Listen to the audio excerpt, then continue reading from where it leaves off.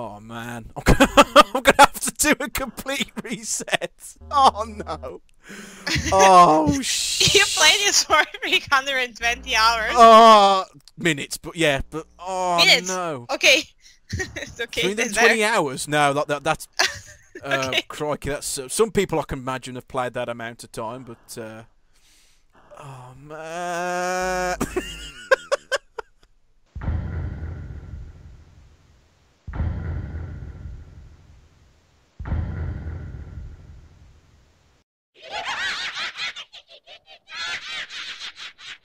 Oh, lordy, lordy, lordy, welcome back to my channel where I'm going to host it. I don't know. CRT Microwave Astro Ignition, I don't know, who cares? It's another Let's Play with me and my friend Adventure Game Fan number 8, the 8th in the long lineage of Adventure Game fans. Welcome back. It's been ages since we've done a Let's Play of any kind, I think, haven't we? Isn't there? So, It's been like 2 years. literally 2 years. That's crazy since we've last done a Let's Play of any kind. We left it far too long. Yes, so we're playing Undertale for several reasons. We had a discussion about this a couple of days ago, what game to start off with 2019 with, because we've already done Undertale on your channel, I believe. Is that right, isn't it? Like, was it Yes. literally 2 years ago we played this? Oh no, I think that was 3 years ago, maybe. 2016. Literally 3 years ago when it first came out in 2015.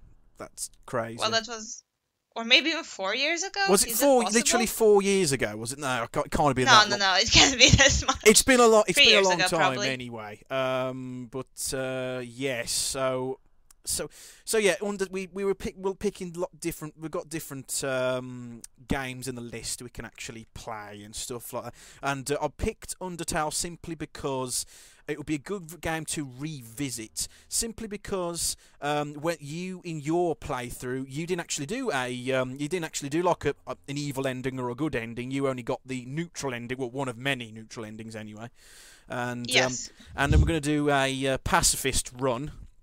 So you'll get to see more content, and of course there's another reason for playing this as well, simply because we're going to do Deltarune next on your Adventure Game Fans channel, so directly after this, and if you've played Undertale like to its completion, you will enjoy Deltarune a lot better, so there is a reason why we're going back to it.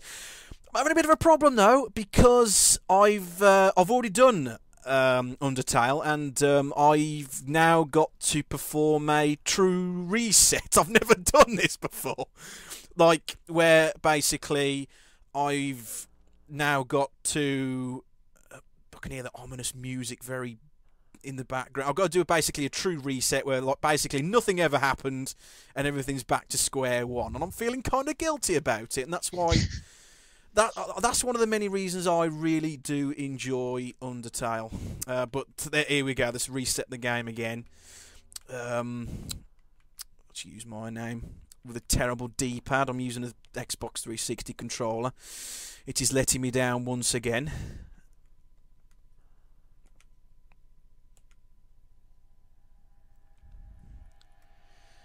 And straight into it. Good God. So back to square one. Now, because we've done a reset, there is going to be a few extra things that are going to be slightly different to the playthrough that we've done. And probably a few things I haven't seen myself, because it's been a while since I've played Undertale, and I've never done a true reset before, so there's probably going to be a few bits of dialogue I'm not familiar with. So, but this is going to be interesting. Have you played Undertale since we recorded the game on my No, channel? I haven't. No, actually haven't. It's been probably a good year, I think, since I've last played this. So this is going to be interesting for me. You're new to the Underground, ain't you? Are we doing voices? Do you want voices? do people want voices on this? And I can't remember half of the voices I did for Undertale. Literally cannot remember. And we'll get back into it. Like, I'll probably try and remember some of the voices I did. If people like them, I don't know. Well, I guess we can read the text. So, I guess the voices will come spontaneously or not. Yeah, We'll I don't know, see. but like as I say, because we've already done this. Well, you've already done this already on your channel. Like, we'll see. We'll probably get into it. Don't worry, I'll share some love with you. Love is shared through little white friendliness pellets. Are you ready? No thanks. You missed them, let's try again.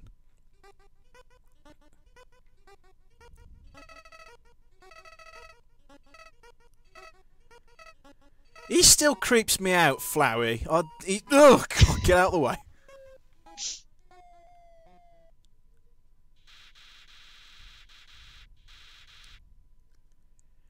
You know what's going on here, don't you? You just wanted to make me see me suffer.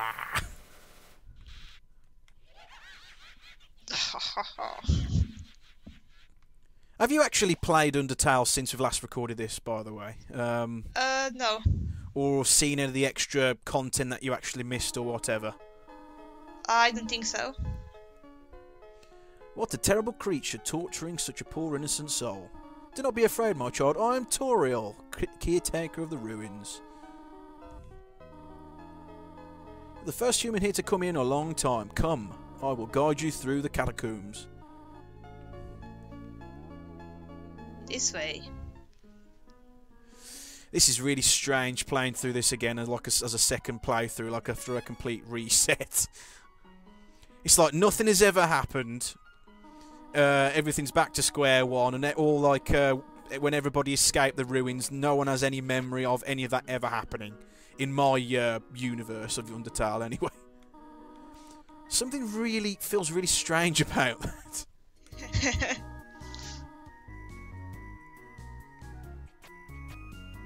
I don't think that does anything anyway. Only the fearless may proceed. Brave ones, foolish ones, both walk not the middle road. Let me just adjust the audio again, bear with me, it's a little bit loud. And do apologise if the audio's not fantastic. Currently having problems with my audio headset at the moment.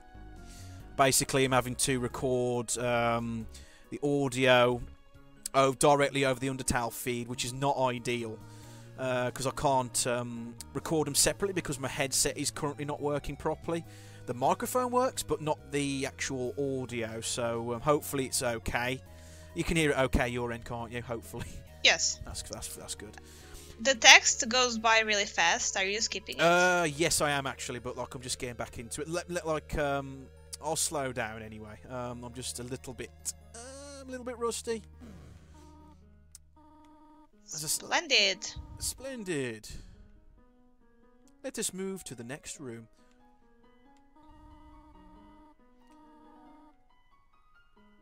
As a human living in the underground, monsters may attack you. You will need to be prepared for this situation. However, worry not. The process is simple. When you encounter a monster, you will enter a fight. While you're in a fight, strike up a friendly conversation. Stall for time, I'll come to resolve the conflict. Practice talking to the dummy.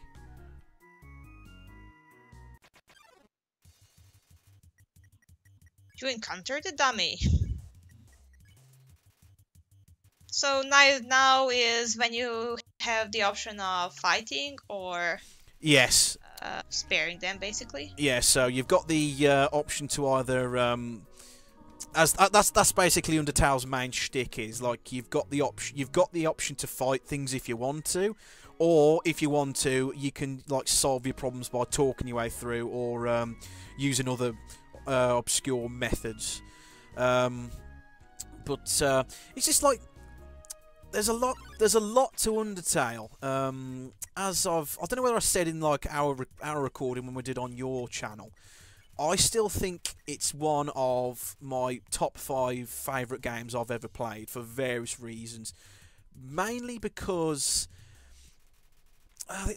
there's a lot more to Undertale than meets the eye. Like Undertale's got a really basic sort of look to it. It's not the most brilliant looking game in the world, is it? It's quite basic looking, but like in terms of dialogue and the way that it plays around with your expectations as an RPG. It's just when I first played it, it's just one of those games where like it really stuck in my mind, and I can easily come back to it and still find extra nuggets of information, or keep coming back to it and keep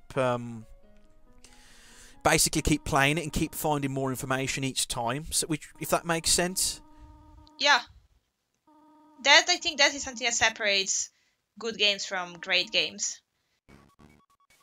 Like the lack of that, I guess, linear story. I mean, it is linear, but what I'm trying to say is that every time you play it, it's something a little bit different. Just one decision you make can impact the story in some way. And as you said, you can find new stuff every time you play, and that is what makes you want to replay a certain game.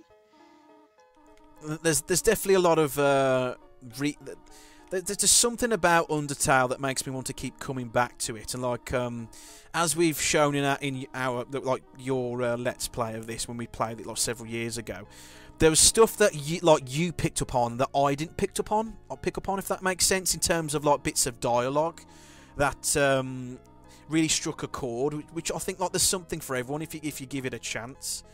But it's a shame that's like Undertale's become one of those games where it's become like quite a popular one to hate upon. I don't know whether you've come across that. It's like, I think it's mainly because of it's one of them games where like it's gotten like a really horrible fan base to it.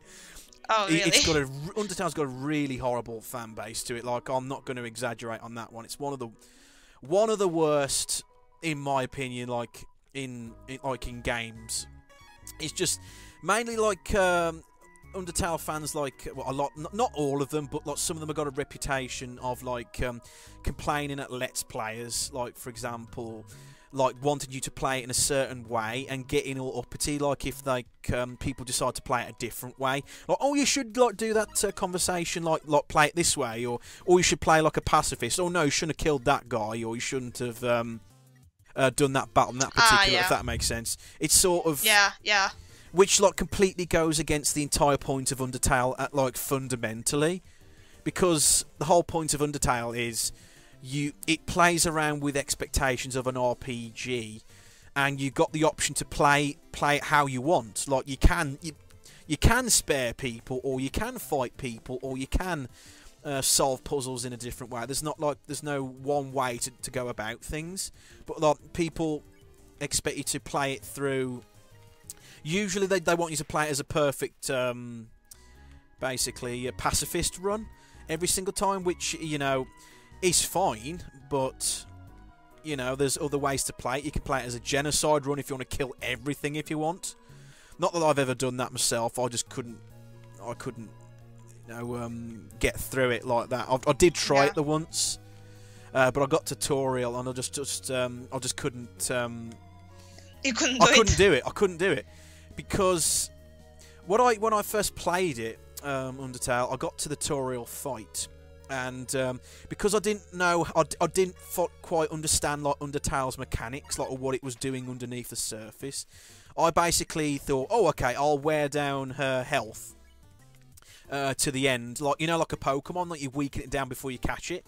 But I didn't realise you could actually, you know, kill Toriel. I thought it was just like a you get to a certain point and then you move on. But because I actually killed her by accident, I reset the game. And then that's when I realised, when I played the first section again, like this section here, like when I'm in the ruins, it like remembers, it acknowledges that you've killed Toriel. And that's just the tip of the iceberg. It's just like so many things going on in the background that make it such a really compelling game to play. Yeah. Hello, this is Toriel. You do not dislike butterscotch, do you? I'm sorry, I'm skipping through the text again like a muscle memory.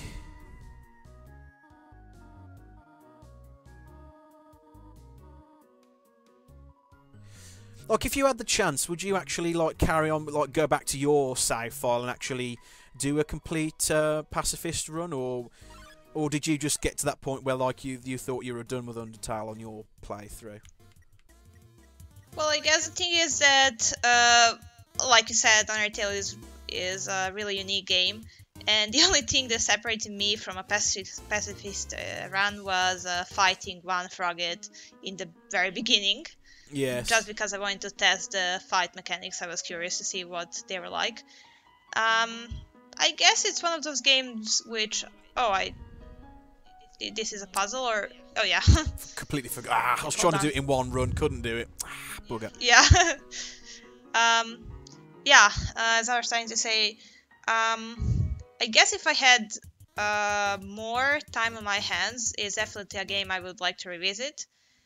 But, now with... I've been so busy in the last couple of years with working multiple jobs and really trying to... I guess the thing with having a YouTube channel, which you really kind of invest into, is that you constantly think if you are doing something in your spare time, like gaming. Yes. You constantly think about, maybe I should play something for the channel instead. Yes, so, that is a good point. Like, there's games that you play for pleasure, and there's games that you play because you'll think it'll be fun or interesting to do content of. And like, I don't think I think I have done the once, but like, I tend to play game like for example, if I'm playing Undertale right now as like for a YouTube channel, but like I wouldn't usually play it, like I wouldn't have it as the same game as my the game I play in my spare time, if that makes sense. Like, I have a game that I play in my spare time, I have a separate game that I play on my channel. I don't tend to mix them. Because I don't know, it's just one of those, and finding the time to actually play all these different games, there's so much choice now. It's so difficult to... There's so many games to play and so many games in the backlog as well to get through as well. It's just like you're gonna have to make cuts somewhere, I suppose. Like, you can't play every single game to a completion. Well, you try as you might, but there's just not enough hours in the day. Yeah. Work commitments and doing stuff for YouTube or Twitch or whatever it is you're doing. Yeah, exactly. So I tend to really focus on my YouTube channel. So because I already uploaded Undertale, then I would... I guess my first choice would be to play something I have not uploaded before. Yes. I now even have a second channel where I upload games that I don't think would be a good fit for my first channel. So I think I might be a little bit addicted to uploading YouTube content. So what sort of logic do you go through to pick, like, okay, I'm going to do this as a YouTube channel video? What criteria do you go through to pick a game for your channel then? What do you just like play a game and then like, oh, this would be a good one to play, or do you just like go to something else that you do? I'm just watching you. You're really professional at this game. Because I think it's just muscle memory. Trying to remember, I think oh, damn it, didn't want to do that. The analog stick's really twitchy on my Xbox pad. Bear with me, I might like accidentally misclick. Whoa, I don't know how I managed to avoid that. Woo. But yeah, so what sort of criteria do you go through to pick on your YouTube channel then? Do you just like play through games until you're really good at it before you stream it, or do you just do it like when you feel like it? Well, basically because I focus on adventure games, so you don't really... I mean, you either know how to solve a puzzle or not, so it's not like, for example, here in Undertale, you can get good at, for example, these confrontations. But in adventure games, it's just a matter of knowing, a certain combination of where to find a certain item. So, in terms of picking the games, I have an endless to-do list of stuff that people recommended, and I try to follow what is coming out so that I can maybe play something while it's new. And I guess it's a balance of games that were requested the most and something that I kind of feel like playing. But if I'm going to record something for my YouTube channel, it basically has to be an adventure game. Wow! There's a little Easter egg we didn't cover that time. Like there was a fourth frog in the wall. There's loads of stuff like that in this game. So it's a bit of a mix then. So like based on feedback, and you also go by on gut instinct, like what you think will be a good one to cover, basically. Yeah, it's something that I feel like playing, but also something I think would maybe that my audience would like. So sometimes there are games which I really feel like playing, and even though I'm not sure that they will get a lot of views, I still upload them. Yes. And some of those games actually might even get more views over time than some other games. For example, I recorded Pandemonium, which is a platformer from like the mid-90s, which is I mean, I think someone suggested that game to me. I mean, asked me if I maybe want to record that. Yes. But I really didn't think that a platformer would get that many views, and it has like 100,000 views. So you never know, really. It's the YouTube algorithm, isn't it? You can never understand how it works. And I guess what people are trying to find, and how many people recorded that game before you, and so it's a bit of a balance, isn't it? Like would you still do games would you still cover games even if you know that wouldn't do particularly well in views? Yeah, I think so. I mean, if that's a game that a few people requested, and even though I know that maybe not a lot of other, my viewers would maybe be interested in that, I would still record that.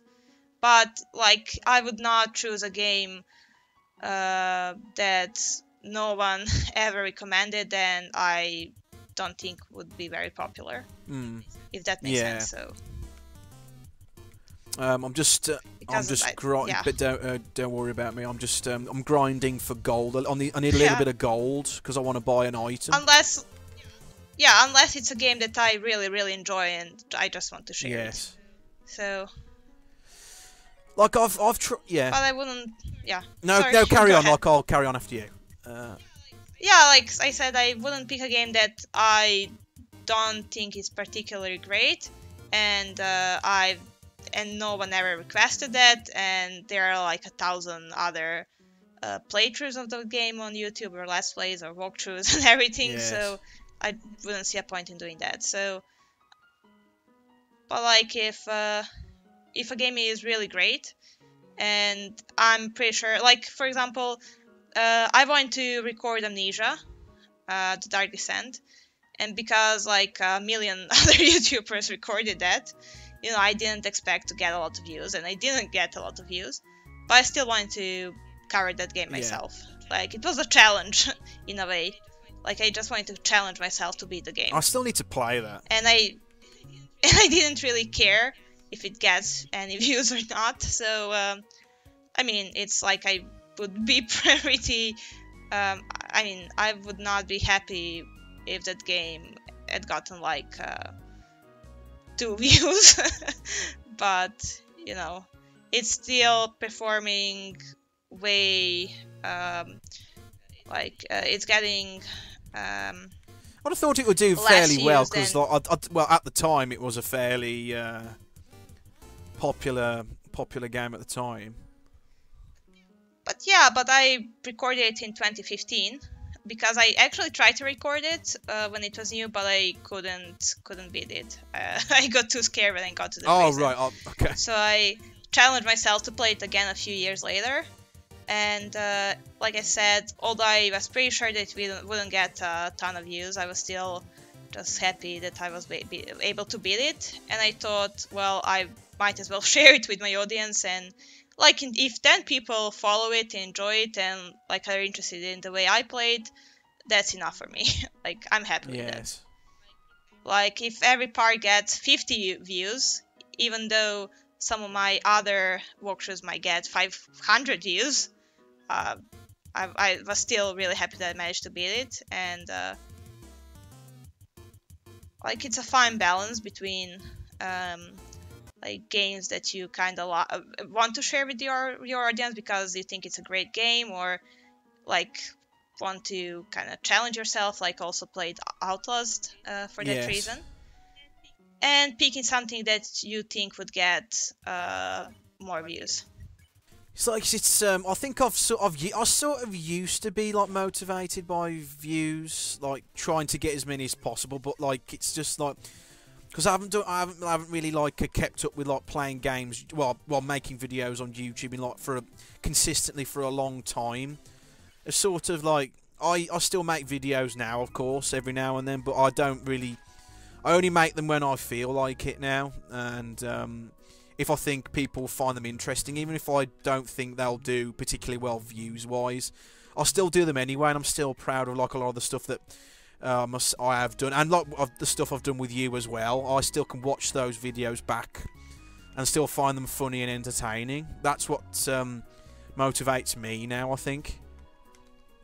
And hopefully, yeah. I think sorry. And trying to...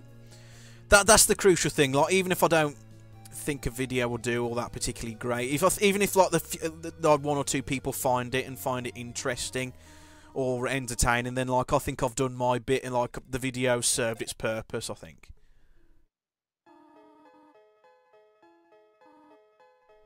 I should not have left you alone for so... I reckon, I think we should I'll just treat this as like a commentary sort of podcasty sort of thing. And then once we get to Deltarune, we'll do voices. I think that'll be the best thing.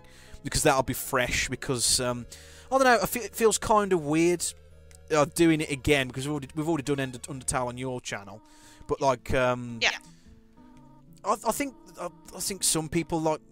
do people prefer podcasty sort of videos, or do they prefer just actually doing commentary over like the game itself, like talking about the game itself, or is it a bit of a mix that people tend to prefer? I can't remember.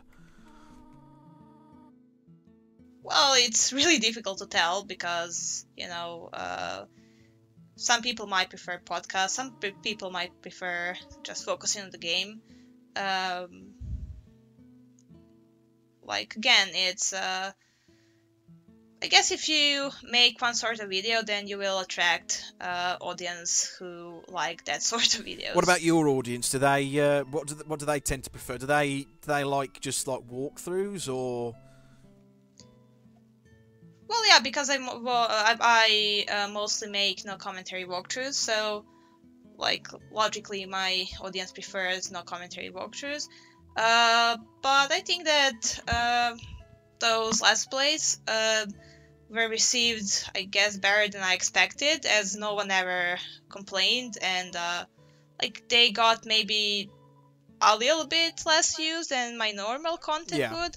But then some people were really, I think, excited about that, and like to see something different on my channel. And I think that, for example, that interview we did, which was our first collaboration, which was a lifetime ago. Yeah, it was. At this point. Crazy. Like to think. Yeah, I think that people really like that, and it was the first time that my audience could actually hear me and kind of hear some of my thoughts. You recorded your voice for anything on YouTube, or did you do it beforehand? Yep. No, Wow, that was the first time. Because I thought when I asked to do the interview, I was a lot smaller than what I was now, like in terms of like subscribers and stuff. But like I thought I would assume that you already did stuff beforehand, like using your voice. But I never really didn't realise until after we'd done the interview over Skype or whatever. Like that was the actual first time you actually you put your voice down as a recording, which shocked me in a way, really. No, that was the first time. I guess that when I started making videos, well, I guess if we're going to treat it as a podcast, I might as well talk about that. Yeah, like it's getting back into it. Like this is like talk about the game and a bit about like general bits and pieces. I think I like free and easy stuff anyway. I think it's a bit more interesting. Yeah. Yeah, like that really shocked me when I first, like, that first video that we did ages ago, like when we did the interview, and that was like that sort of, I guess, set the precedent. So when you also started doing like playthroughs with Wardfire as well. Would you have done that had you had not done the interview with me, or would it have been taking a different sort of format? I think when you asked me to do the interview, I had to think about it, but in a way that was also like a challenge I set for myself. Because that's not an easy As thing to do. Like, it's just committing yourself, like, so people know what you sound like or what you look like. That's the next step if you wanted to take that. But yeah. Oh, I'm not sure about that, but yeah, when I started doing YouTube, I was really hesitant to try commentary, as I was really scared about, getting negative response, like receiving negative response from people. And I guess my confidence was just not really that high. So I was at that point in my life when I felt a little bit better about myself, so I thought it was a good time to kind of try to push it, because I started working as a teaching assistant at the time. Like, I was still teaching associate actually, but that doesn't matter. But that also, is a job where you have to really push yourself and, stand in front of the students, and yeah, you have to challenge yourself, you have to push yourself, and I think I was at that point ready to kind of try something else with YouTube, with my YouTube channel. Like, I'm never going to Carry really... on. I'm really having to concentrate. This is quite tricky. Yeah. She's doing the same move again and again, though.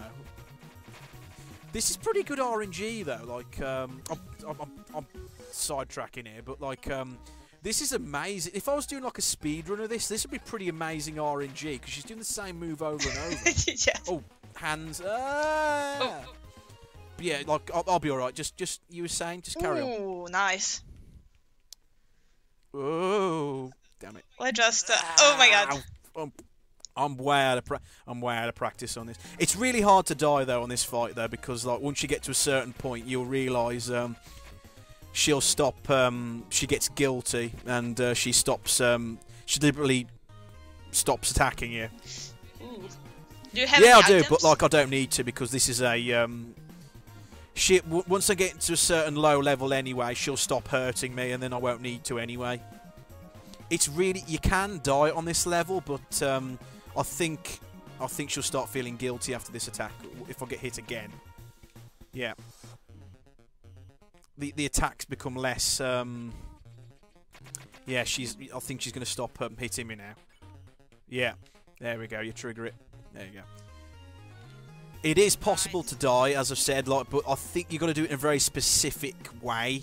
I've never been able to get it to work deliberately, like, but like I've gotten to the point where she's damaged me so much, she's like really guilty about it. That's another one of the things I really love about this game. It's like this fight in particular is what set the set the stage for Undertale, because like a lot of people in my situation, when you get to this fight, is you play it like I did. Most people did anyway. I think you get tutorial. You fight her, you actually do damage to her, and thinking that you can get past her and you'll win, but doing that you can actually kill her, and then I felt guilty about it. Didn't realise you can actually win the fight by sparing her, as I'm doing now, and then I reset the game, and then that's when then the game established itself as this is not an ordinary RPG. It remembers what you did to who and when, and through multiple playthroughs as well. Which it's just one of them fantastic little moments about it. But anyway, getting sidetracked. So had I not asked, like, were you hesitating when I first asked you to do the interview? Were you hesitating to actually record your voice on YouTube, or did you have to think about it before saying yes? Or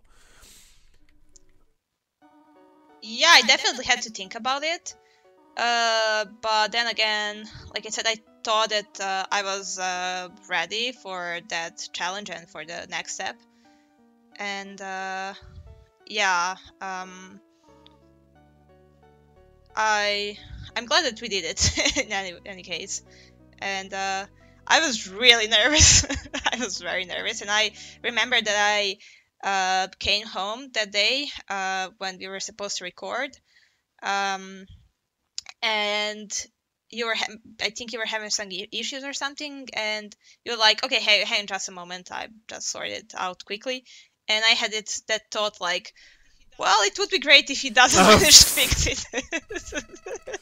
It's one. It's like, I think it's like the anticipation of trying to get it started. That's always the horrible thing. Yeah, but I'm really glad that we did it, because I might have been nervous then, but the other, the following Let's Plays we made together were, I mean, working on them was really fun. Especially really liked doing Teen Hospital. Yeah, what a project that was. That's one of the LPs on yeah, your channel. Although I think it got kinda old once we reached like level 11 or something. I'm impressed we managed to complete that, because I completely forgot how much of it was. Quite a chunky game, Theme Hospital, even though there's only like about 10 levels or something. It's quite a a substantial game to do as a Let's Play, but I'm glad we finished it. Like, even though the views tapered off near the end, I'm glad we actually. That's a project we can say, yes, we finished it, and people liked it and enjoyed it. So it was worth doing, and it was a lot of fun to do it as well. But I haven't actually. The interview I did with you, I haven't actually seen that since I recorded that. Like, how many years ago that was now? It's just, I don't know. For me, I'm glad it was more. I'm glad like it set like the bar. It set the standard for future videos that we were going to do together. Like how we now do, of course, Let's Plays together now, and we do commentaries and stuff, which is a lot more ambitious than we used to do all those years ago. Like for me, anyway, at least. And it's I don't know. I get kind of weird like watching stuff I've been made or been a part of, like especially several years ago. I'd very rarely watch stuff I've made myself. If I'm a part of something, I very rarely watch it back. I don't know. Do you watch your own stuff back? I've got a thing for that. I don't really. I don't know. Like I'm sort of awkward. I'd rather like make a video and then. Never watch it again. Sort of jettison it out the mind, I suppose. Don't you know how to greet a pal? Turn around and shake my hand. Oh, I love Sans. He's amazing. Sans the skeleton.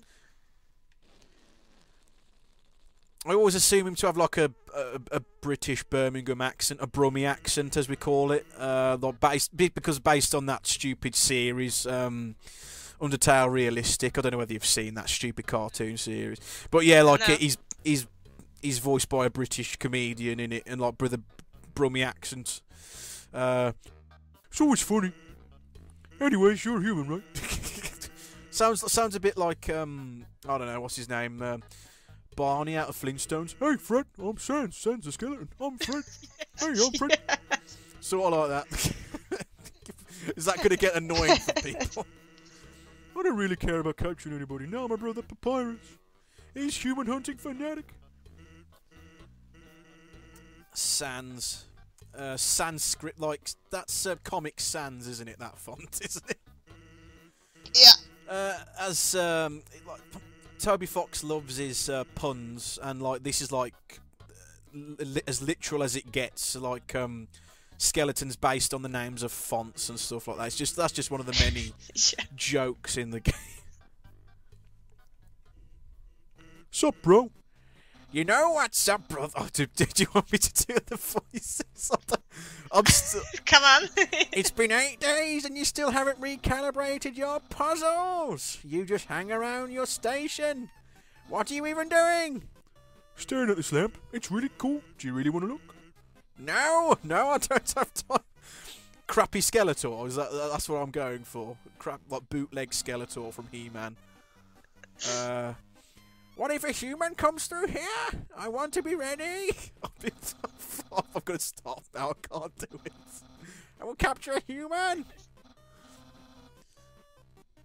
He's like the childlike character of the game, isn't he? Like, I can't think of another character like him in the game where like he's sort of innocent in a way, I suppose.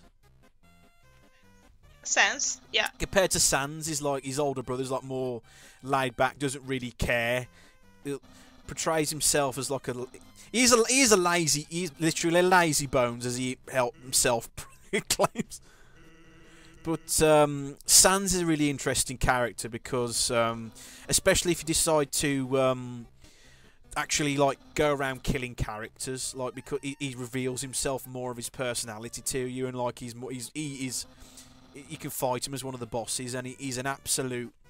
Again, I never fought against him before, but he's really difficult to fight. Hey, take it easy. I've got a ton of work done today. A skeleton.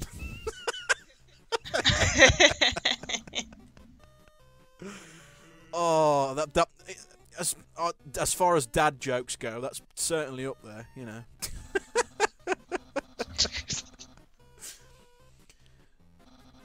Some people I don't know. Some people really hate this kind of humour, like, you know, using puns and stuff like that. But I think it's it works really well. It's really cheesy, but like he's down to the bones. But it fits the character, doesn't it? It's such a fantastic little character where like we're only like just over half an hour into the game, and like he's already got you invested into the character. We've only seen a couple of characters, so only Toriel and these two skeletons so far, really, and a few of the monsters. But he's already like made you interested in the characters like straight away, and that's one of its really strongest hooks. You want to get going? He might come back, and if he does, you'll have to sit through more of my hilarious jokes. And he's the grin as well. It just makes me smile. And just like, why is there a lamp there? Just a conveniently shaped lamp. just why? Why is that there? I don't know. There's bottles of ketchup, mustard, and relish. So basically, I think he's the guard there, and he's like just sits there eating sandwiches, I guess, all day. Hate to bother you, but can you do me a favour? I was thinking, maybe my brother's been kinda down lately. He's never seen a human before, and seeing you might just make his day. Don't worry, he's not dangerous. Even if he tries to be. Thanks a million, I'll be up ahead. So he walks back. Okay. The convenience of that lamp still fills you with determination. Determination, the running theme of the game. Reel it in? I guess so. Yeah. Weird looking monster. Call me, here's my number. You decide not to call. Okay. Reel it back out. Okay. Not going to touch that one. Use the box. As you were saying before, while you are working there. So basically here you can move stuff from your inventory to the box. Yeah, so if you've got a bit, can... I'm just going to empty a few bits. I'm going to keep the bandage spider side. I don't need that yet, but I don't need that yet. I'll just keep a few bits on me. Toy knife, I don't really need it because I'm not playing I'm not attacking monsters anyway.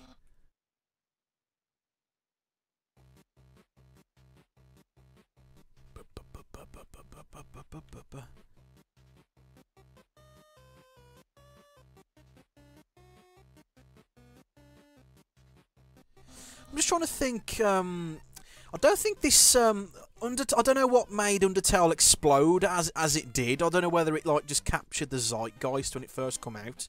It just sort of, I think it only raised like about something like 20,000 on Kickstarter or something. Not a big amount compared to other Kickstarters, but it just about made about 20 really? grand, I think it did. And for whatever reason, the internet just sort of took to it, and it exploded.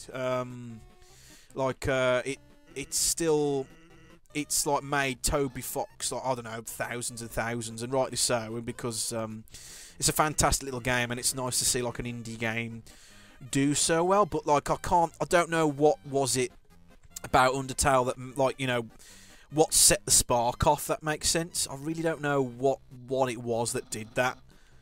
Maybe like, yeah, that's a really good question. Because it's there's a lot of great little indie games that, like, you know, are really good and critically acclaimed, but like they don't sell all that well, or people just don't take to them. But Undertale is the one that well, at least in recent memory anyway, where it just exploded into the stratosphere, and like loads of memes and fan art and music and all sorts of internet culture that surrounds it. It's just like it's become a phenomenon, and that leads into, of course, Deltarune, but we'll get to that. I'm not going to talk about Deltarune because, like, I don't want to spoil it for you, because again, I think you'll enjoy it as much as Undertale, if not even more, in my view. That's why I want you to see at least part of the a pacifist run anyway, so you'll have a better understanding of what happens.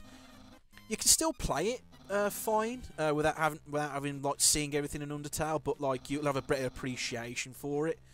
So I think that's why I think I'm gonna want you to see some more bits and pieces that you haven't seen yet.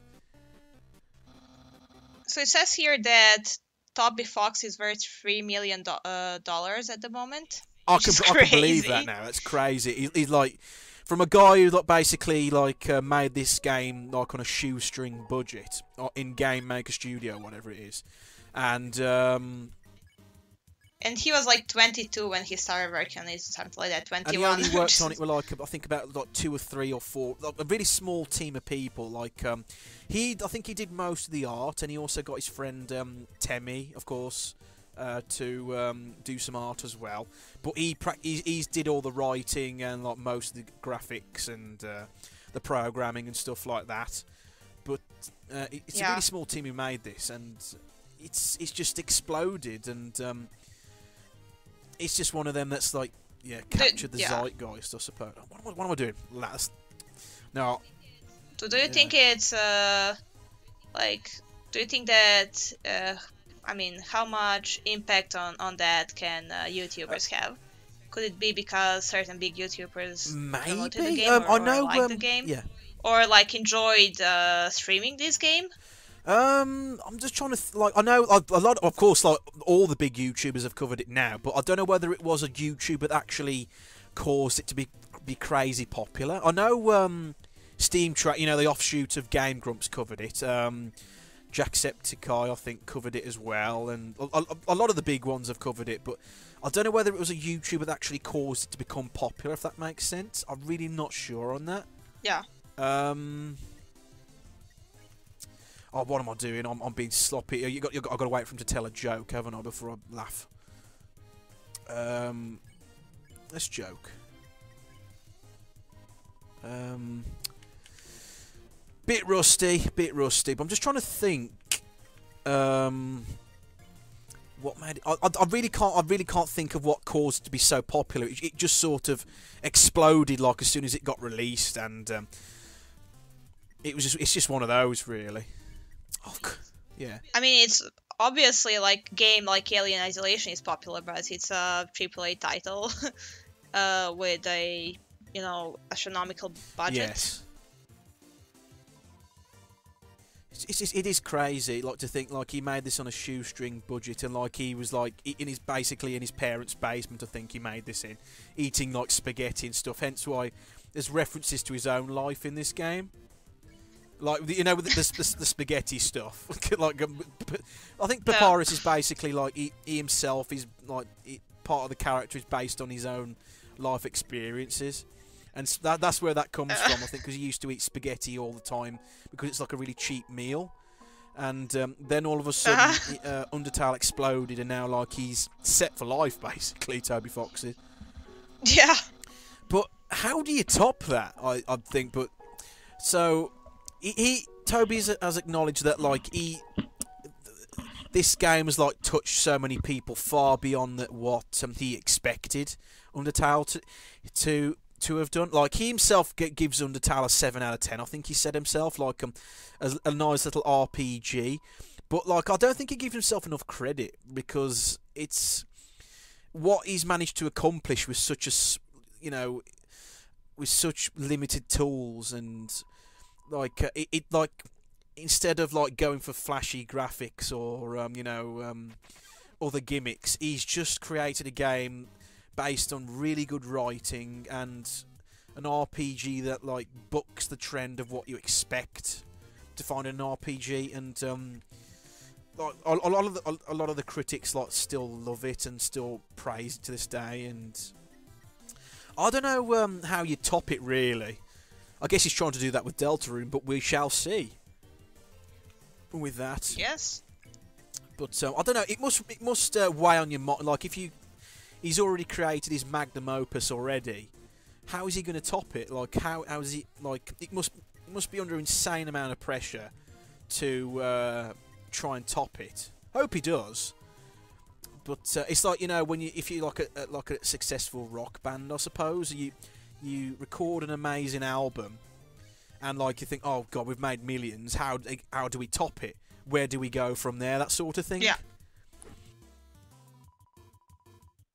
Pat, pot, pat, pat, pat, pat, pat, pat.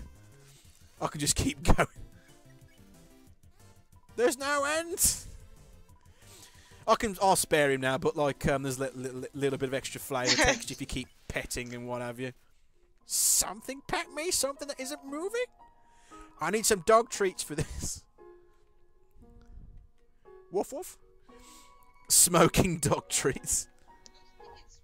I also think it's interesting, like, oh, there's Sans. When you think about back in the early days of YouTube, how like these publishers were against YouTubers making that's a gaming good point. content. Yes.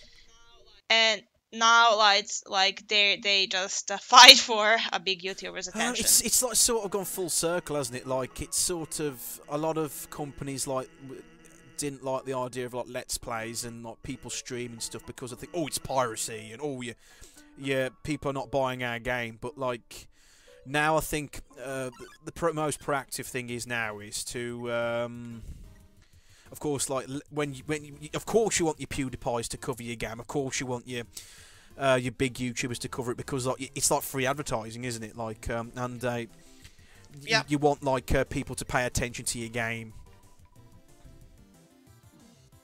Oh, it's fun. Yep, exactly. And I can tell you that I have a relatively small channel.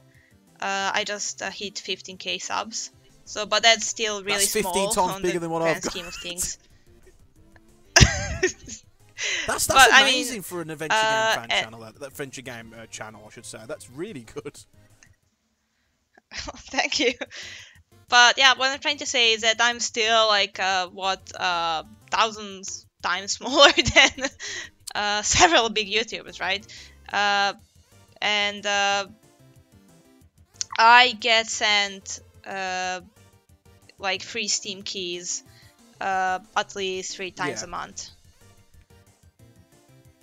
And of course I don't get paid to promote a game. I just get a free Steam key and then I decide if I want to cover it or not. That's really awesome, then. It's because like you've gotten to the point where like little indie devs like your content and like offer to give you keys, like, can you cover our game and whatever. So yeah.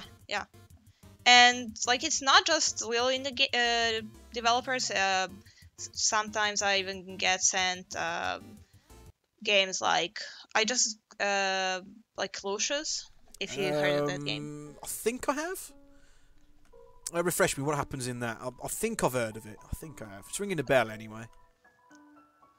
So yeah, you play as this like son of the devil, like as this little kid. And Lucius 3 just came out. I played Lucius 1 back in the day.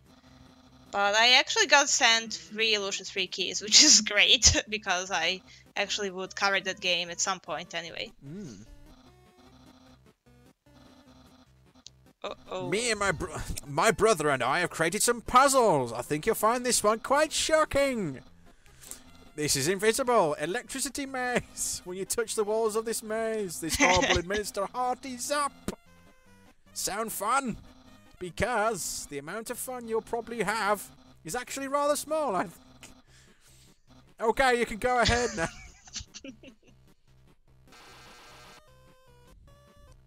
Sans, what did you do? I think the human has to hold the orb. Oh, okay. He's so stupid. Hold this, please. Okay, try now. You slippery snail. However, the next puzzle will not be so easy. It is designed by my brother, Sans. You will surely be confounded. I know I am. Okay.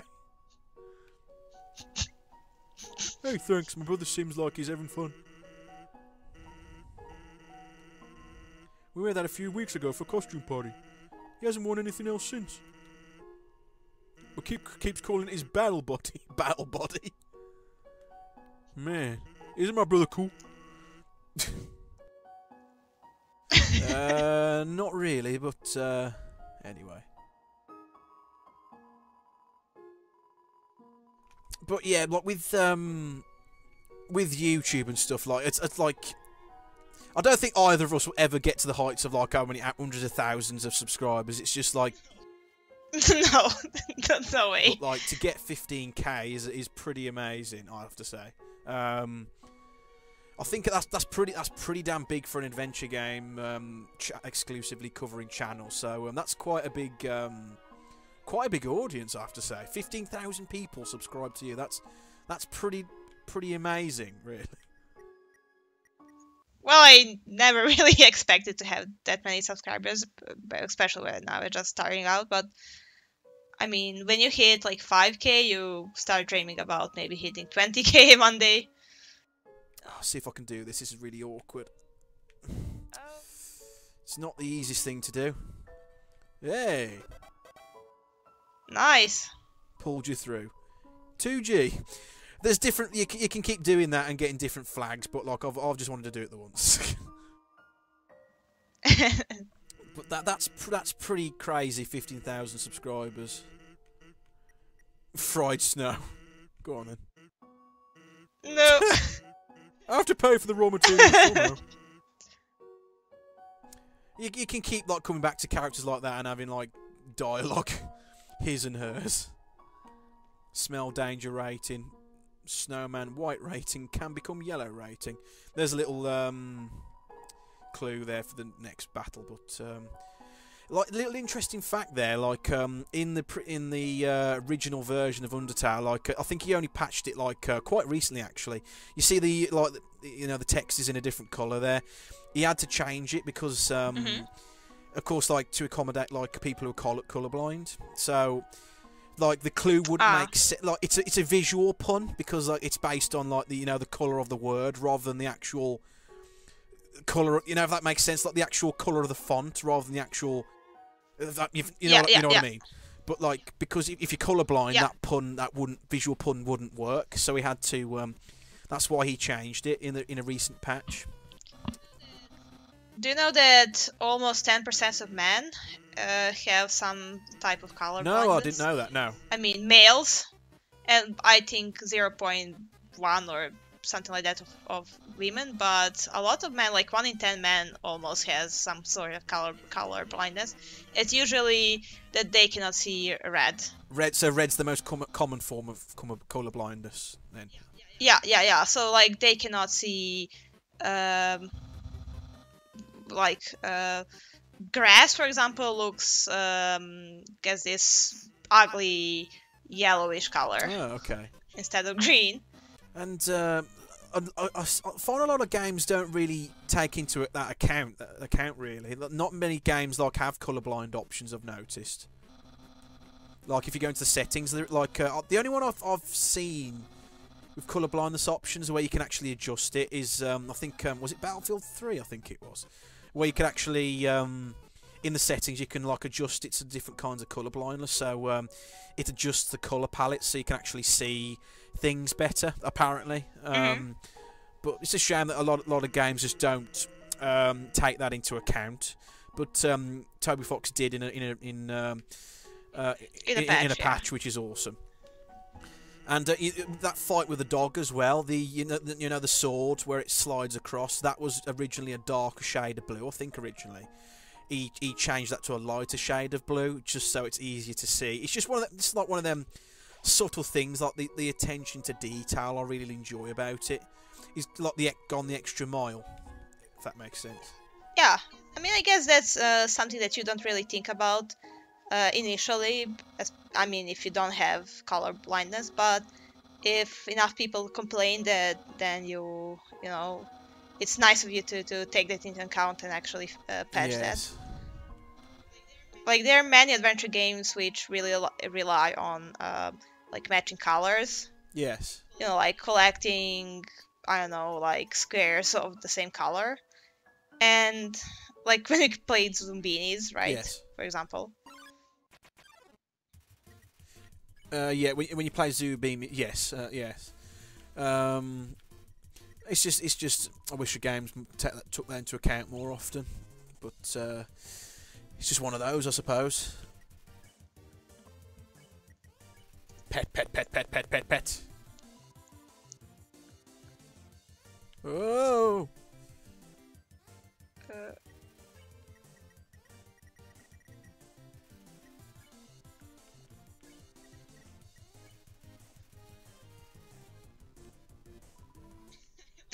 I love the expression on his face. I think your audio broke up for a second there. Went, oh. No, I didn't say anything. Okay. So Cool. No harm done. That's the danger of calling over the internet. You're heavily reliant on the provider work. It's working okay tonight. Skype's actually doing its job for once. Yeah. We're not using Discord because we couldn't get it to work properly, but like I will look into that. But like the audio just wasn't working properly. I don't know. Like it's always best to have like a backup anyway. Like yeah. I can keep going if I wanted to, but I think that'll do. I think I just keep. You can keep going, so his like head like carries on into the stratosphere if you want, but I think we get the point. And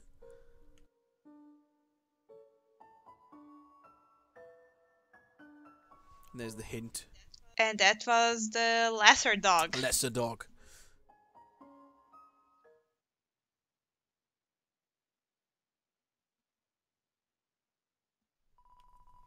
What's the smell?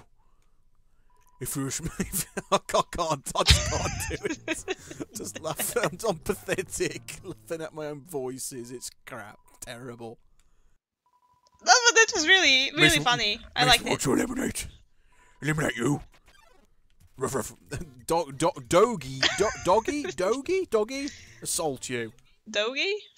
Yeah, I've got to roll around because they see me as a threat.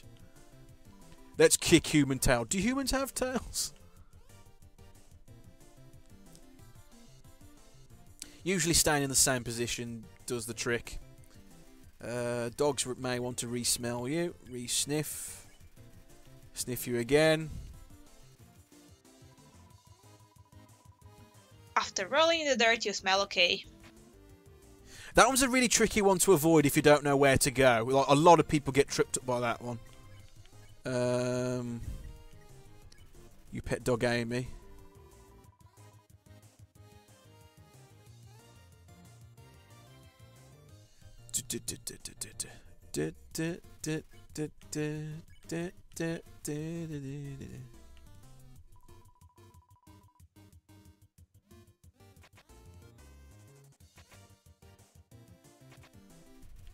Mines have been expanded, and there you go. There you 40 go. 40 gold. Dogs compete over dogs. A new world has opened up for us. Thanks, weird puppy.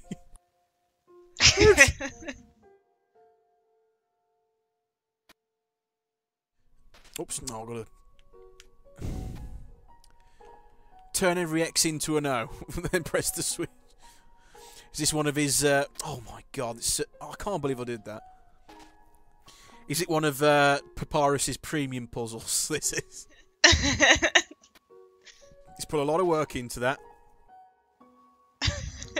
How did you avoid my trap? And more importantly, is there any left for me? What do you tell Papyrus about his spaghetti? Well, be honest, left it. Really? Wowie! You resisted the flavour of my home-cooked pasta! Just so you could share it with me. Fret not. I, Master Chef Papyrus, will make you all the pasta you could ever want. Yeah.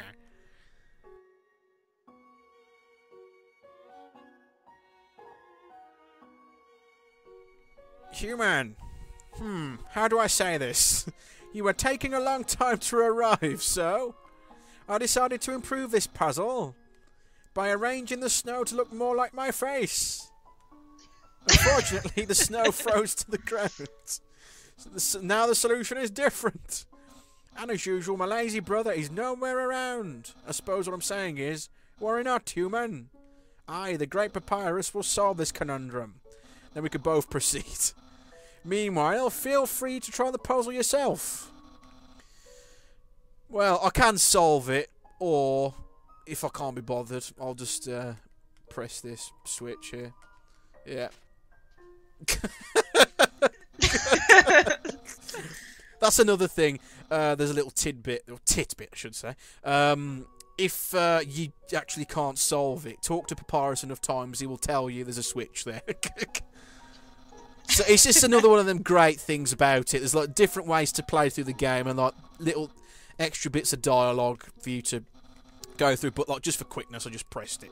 So just because that can be a bit of a pig, but I didn't feel like solving it. To be fair, it is a bit tricky, that one actually. To be fair, good job on solving it so quickly. You didn't even need my help.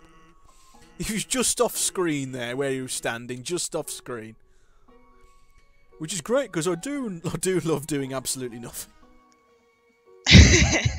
And here's another one.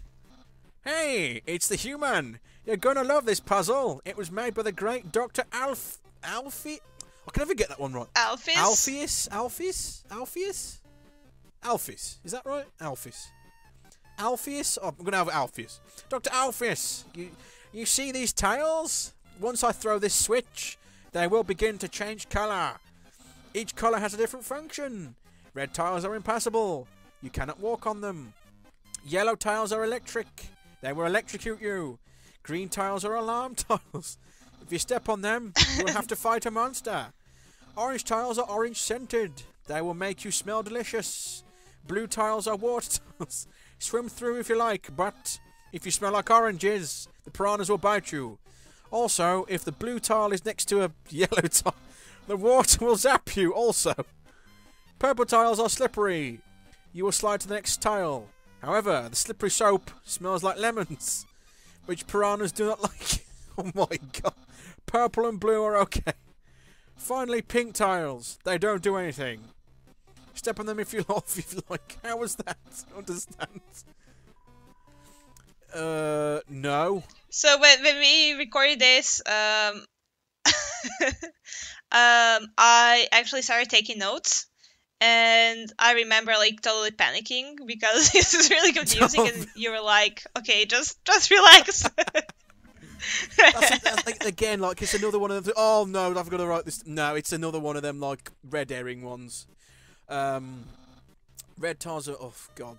Electric are dangerous. Blue tiles make you fight a monster. Green tiles are water tile. Orange tiles are orange scented. Oh my god. Brown tiles are white. There's no brown tiles. It's one of them red herrings. Did I mix up green and blue? The blue ones are also water ones. Pink tiles, I don't remember. So even he doesn't understand his own rules. Do you understand better now? Even less. Okay, you know what? How about you just do this puzzle on your own? I'll leave the instructions. Just read them. When you understand it, you can throw the switch and do it at your own pace. So you can just basically skip it. Like You can either like let him activate it, you just make it really easy, or you can just skip it. One or the other, doesn't really matter. The machine isn't working. It's a legible chicken scratch. Okay. That spaghetti from earlier. It wasn't too bad for my... It's bloody... Wasn't too bad for my brother. Since he started cooking lessons, he's been improving a lot. I bet if he keeps it up, next year I'll even make something edible. Look at all these dog sculptures. On the floor inside is a box of Pomeranians. Knowing that dog will never give up trying to make the perfect snow dog, it fills you with determination.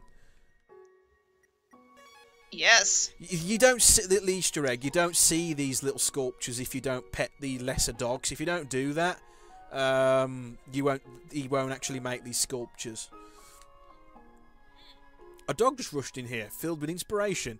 It kept trying to build a snow dog that expressed its own emotions, but as it built it, it kept getting more excited about the sculpture. Its neck got longer and longer, and it added more and more snow until it was rather sad to watch, but I couldn't turn away. Just look at that one. That corkscrew one. Ooh, this one's a bit... Ooh, I'm trying to remember the order. I think I remember the order. Can you really remember that if you haven't played it for I think I've got years? It. Yeah, I've got it. Yeah, nice. Whee! Straight across. Nice. I was trying to remember, like I was trying to remember. It's like muscle memory. Like once you've done it a couple of times, I don't think you really ever forget. It's one of those things. What's up?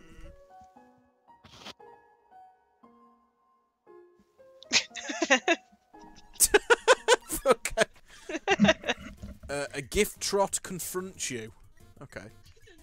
I don't remember this It's like creature. an optional one. Like I don't think. Again, it's one of those extra ones you can do. That's a little better. Oh, easy does it, mate. Oh. Gift trot is slightly less irritating. He's just covered in gifts, and it's really... You remove a stocking filled with chicken nuggets. Okay. He's been to McDonald's then, I think. Oh. Undecorate. Decorate. Decorate. Remove a small confused dog. A weight has been lifted. Gift problems have been taken away. I can spare. Nice. Awesome. Nice. Say, are you following me?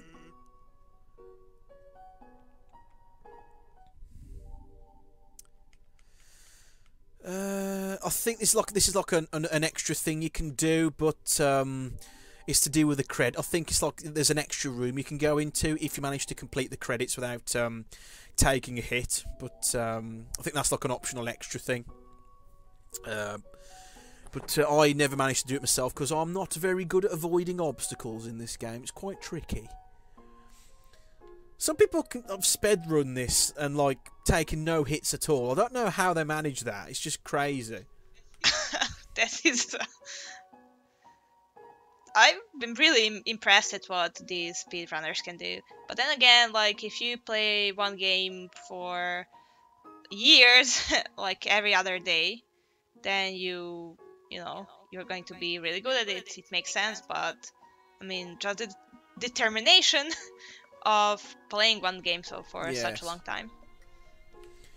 There's loads of like practically every all my favourite games, like people have spedrun them, like Zelda and Mario and of course Undertale as well and Resident Evil, and it's pretty crazy like watching people play these games, like to find out how to actually like how they actually get through these games so quickly, like using exploits and things like that. Yeah, I was just watching I think it was Mario, you know, the original Mario game, speedrun, where you actually have to, I don't know, like, restart the game 4 times just so that in, like, World 4 level, I don't know, 5, you can do some trick when you grab the flag. Like, it's ridiculous. So that the pixels would align perfectly if you play everything else perfectly. It's I don't know. I don't know what to say about that. Oh, the exploit. Oh, bugger. That one caught me out. Oh. I mean, who figured that out? Like, these people like play these games for years, and then like, they find all these exploits and do all these crazy glitches. I can't remember the order of what you got to do this in. I think this is it. Yeah, I think I got it.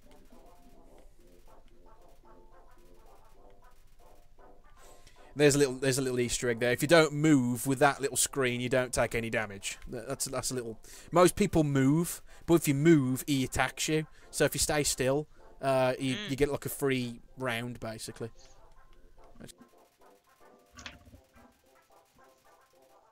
The dog is very tired. It rests its head on you.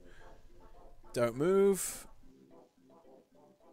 Don't take any damage. Hey, play. Too tired.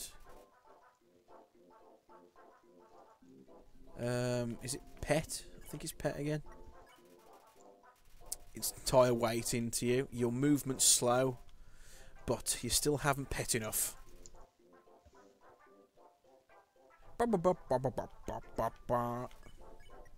Pet decisively. Reaches 100%. Shit. Oh well. I can spare it now. Wicked. That one can be a bit tricky, that fight, if you don't know which order to do things in. Like, I was just going through the options again. I was like a bit unsure of what was going to happen.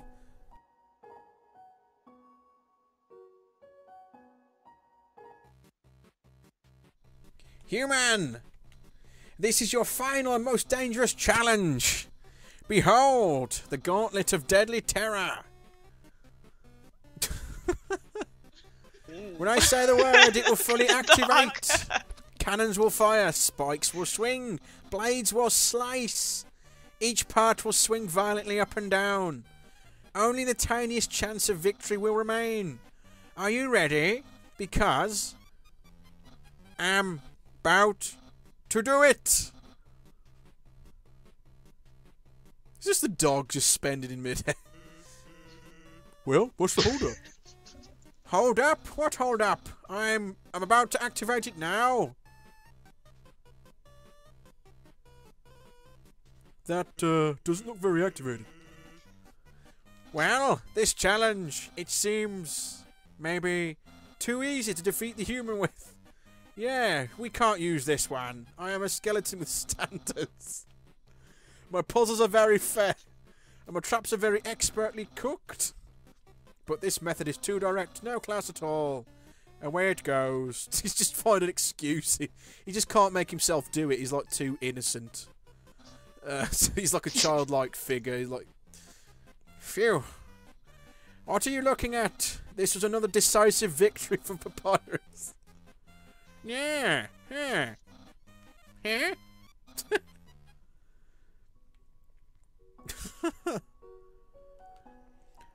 I don't know what my brother's going to do now. If I were you, I would make sure I understand blue attacks. Okay, we're now at Snowdin. Ooh. I think that's a good place to stop part one, I think. Would you agree? I think that would be a good segment there. Thank you for joining us once again. We'll be back shortly for part two. We'll carry on through Snowdin and into probably Hotland. Thank you for joining us. We'll see you next time for more commentary, podcast, gameplay sort of stuff. Bye now.